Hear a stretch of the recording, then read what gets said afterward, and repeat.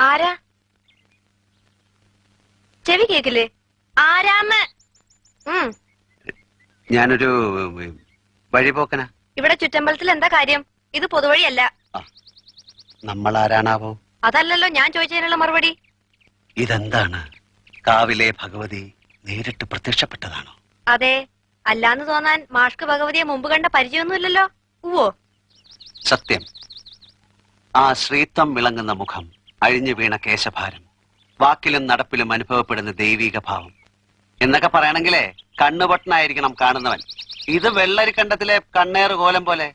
കോലത്തെ അടിച്ചളിക്കാരിയാ. ദേ, ഈ ചുറ്റമ്പലത്തിന്റെ ഉള്ളിലായതുകൊണ്ടേ അതിനുള്ള മറുപടി ഉണ്ണിമായ പറയണില്ല. അടിച്ചളിക്കാരി. കോലത്തെ തമ്പുരാട്ടിയാടോ മാഷേ?